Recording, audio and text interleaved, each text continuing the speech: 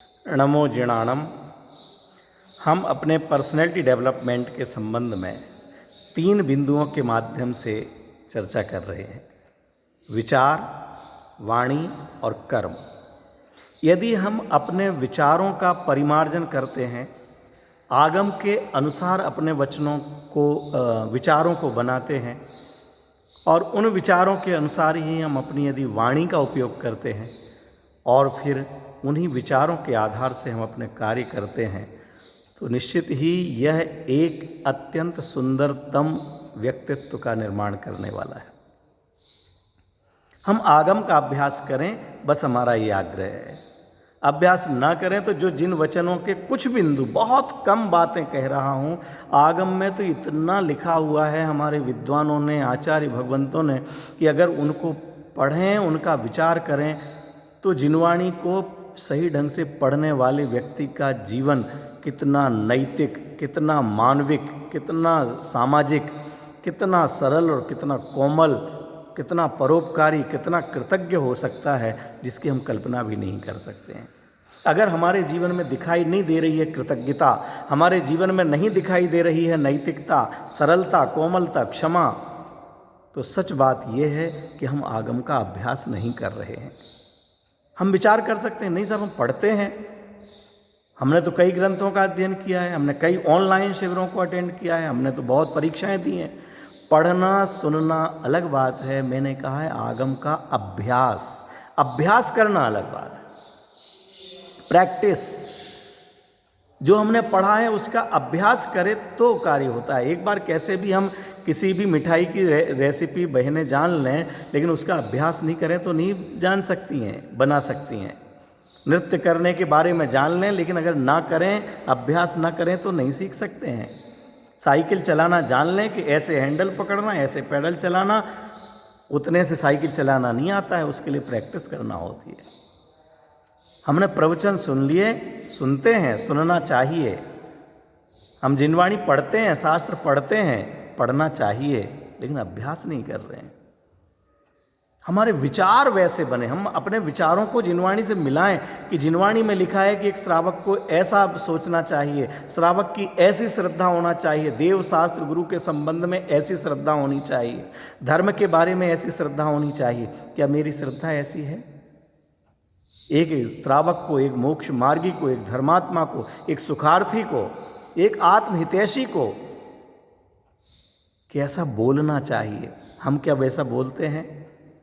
क्या हम वैसा करते हैं? तो फिर लोकोत्तर जीवन तो बहुत दूर है, जैसे कहते दिल्ली बहुत दूर है, लेकिन लौकिक जीवन भी हमारा शांतिमय नहीं हो सकता, सर्वप्रिय नहीं हो सकता। कदाचित पुण्य के उदय से धन पद मिल जाना अलग बात है। मैं धन पद पाने के लिए जीवनचर्या नहीं बतला रहा हूँ, सर्वप्रिय होने के लिए, अपना जीवन शांतिमय बनाने के लिए, सर्वप्रिय बनने के लिए भी पुण्य की आवश्यकता है। अगर आपका बहुत सरल सुखद जीवन हो तो भी सभी पसंद करेंगे, जरूरी नहीं है, उसके लिए पुण्य भी होना जरूरी है। परंतु हमारी पवित्रता हमारे जीवन में शांति लाएगी। हमने विचार के संबंध में करीबन अभी तक 12-13 संदेशों में चर्चा कर ली है। आज मैं चर्चा प्रारंभ कर रहा हूँ कि हमारी वाणी कैसी होना चाहिए। वाणी एक ऐसा अनमोल उपहार है जो हम मनुष्यों को प्राप्त है, त्रियंचों को प्राप्त नहीं है।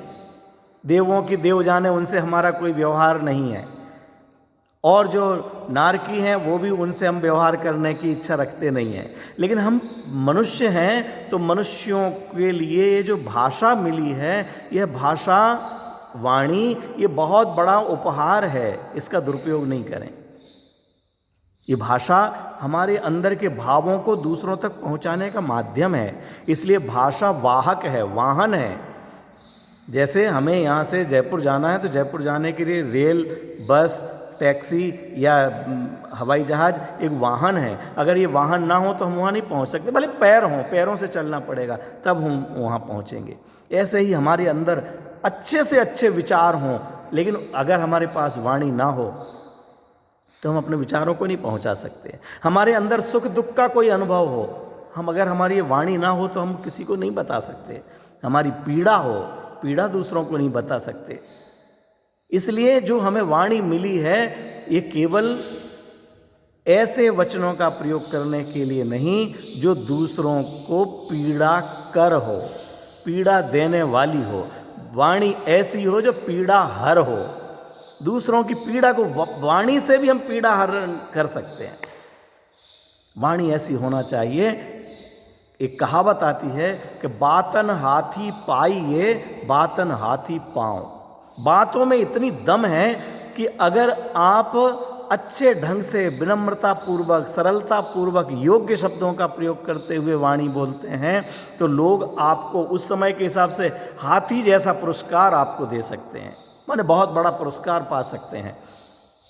और यदि वाणी का दुरुपयोग किया, हमने इस अपशब्दों का प्रयोग किया, अहंकारी शब्दों का प्रयोग किया, तो बातन हाथी पाँव, इन्हीं बातों के कारण से ऐसी सज़ा मिल सकती है कि हाथी के पैर के नीचे दबा दिया जाए, माने आज भी डंडे पड़ जाएं, समाज से निकाल दिया जाए, घर से निकाल दिया जाए और आपके लिए कोई मानहानि का दावा करके जेल तक भिजवा सकता है। इसलिए बातन हाथी पाइए बातन हाथी पाँव। तो फिर बातें ऐसी करें जो हाथी पाइए, हाथी पाँव क्यों मिले। संस्कृत में सुभाषितकार कहते हैं, प्रिय वाक्य प्रदानेन सर्वे तुष्यन्ति जंतवः। प्रिय वाक्य बोलने से सभी प्राणी संतुष्ट होते हैं। एक कुत्ते को, एक गाय को भी पुचकार करके बुलाइए, वो आपके पास आ जाएगी, गर्दन हिलाने लग जाएगी, आपके सामने गर्दन झुका देगी। कुत्ता पूंछ हिलाता हुआ आ जाएगा, आपके पैर चाटने लग जाएगा, आपके पैरों के पास बैठ जाएगा। आपकी बात बोलिए तो जब एक पशु भी संतुष्ट होते हैं तो फिर अगर हम मनुष्य होकर के मनुष्यों के बीच अच्छी वाणी का उपयोग करें, वो संतुष्ट ना हो, ऐसा हो ही नहीं सकता। अब हमारे घर में बहुत क्लेश होती रहती है, सासू बहू की बुराई करती है, बहू सासू के बारे में बोलती है, पिता पुत्र के बारे में बोलता है, पुत्र पिता के बारे में बोलते हैं, हम अड़ोसी पड़ोसी बोलते हैं, उनसे तो हमारा झगड़ा हो गया, उनसे तो हम बात ही नहीं करते, उनको बोलने की तमीज़ नहीं है। उनको बोलने की तमीज़ नहीं है, हो सकता है कि ना हो तमीज़, लेकिन हमें बोलने की तमीज़ है कि नहीं। हम तमीज़ कैसे सीखें, हम बदतमीज़ ना कहलाएं, हमारे पास वो शब्द हों कि लोग कहें कि इसके मुख से तो फूल झरते हैं। इस तरह की वाणी बोलें कि लोग प्रसन्न हो जाएं। इस तरह की वाणी बोलने वाले हम बने कि लोग, चाहे कोई सभा हो, चाहे घर हो, समय हो गया हो गोष्ठी का, सभाओं का, तो भी लोगों का आकर्षण हो, नहीं साहब उनसे तो बुलवाइए, 5 मिनट तो बोलिए प्लीज, 2 मिनट तो बोलिए, कुछ तो बोलिए। लड़ाई झगड़ा हो रहा हो और आप पहुंच करके 2 शब्द बोलें और शांति आ जाए। और कुछ लोग ऐसे होते हैं कि जिनके बोलने पर डंडे चलने लग जाते हैं। प्रिय वाक्य प्रदानेन सर्वे तुष्यन्ति जंतवः तस्मात् तदेव वक्तव्यम वचने का दरिद्रता। अरे वचनों में क्या कंजूसी दिखलाना। अगर हम प्रेम से किसी को राजा बेटा कह करके बुलाएं, आदरणीय कह करके बुलाएं, अंग्रेजी में बहुत प्यारे शब्द चला करते हैं और सिखाया भी जाता है बच्चों को, प्लीज़ बोलिए, थैंक यू बोलिए, गलती हो जाए तो सॉरी बोलिए। ये शब्द कितना अपने को मोहित करते हैं। छोटे बच्चे आकर के अगर आपसे पेन मांगते हैं, प्लीज़ अंकल जी पेन दे दीजिए, और हमने पेन दिया, वापस देता है और वो कहता है थैंक यू, हमें वो कितना प्यारा लगता है। हम और बीच रास्ते में खड़े हुए और कोई आकर से हमसे कहता है प्लीज़ कृपया भाई साहब एक तरफ हो जाइए, हम निकल जाएं, धन्यवाद, कितना अच्छा लगता है। और अगर एक क्या तुम्हारे बाप की सड़क है क्या, ऐसे खड़े हो गए जैसे तुम्हारी हो गए, एक तरफ हो जाओ, कैसा लगता है। बोलने की तमीज़ ही नहीं है। बात काम दोनों ने एक ही कराया है कि हमको एक तरफ किया और अपना रास्ता बनाया, लेकिन एक व्यक्ति हमको अलग करके भी हमारे हृदय में बस गया, और एक ऐसा कि जब तक वो सामने दिख रहा है तब तक भी हमको लग रहा है ये देखो कैसा नालायक है, क्या पढ़ा है, माँ बाप ने यही सिखाया है, पता नहीं किस स्कूल में पढ़ा हुआ है। इसलिए वाणी का हम सदुपयोग करें, ऐसी वाणी बोलिए मन का आपा खोए, औरन को शीतल करे आपहु शीतल होए। दूसरे लोग तो ठंडे हो ही जाएं, दूसरे लोग तो आनंदमय हो ही जाएं और स्वयं भी आनंदित हो। क्यों? जब दूसरे लोग हमारी बात को सुनकर के प्रसन्न होते हैं, तालियां बजाते हैं, वंस मोर कहते हैं, धन्यवाद कहते हैं, तो हमारा मन भी प्रसन्न होता ही है कि वाह हमने कितना अच्छा बोला है। आप और हम सब वह वाणी सीखें जिससे दूसरों के मन में भी शीतलता आ सके।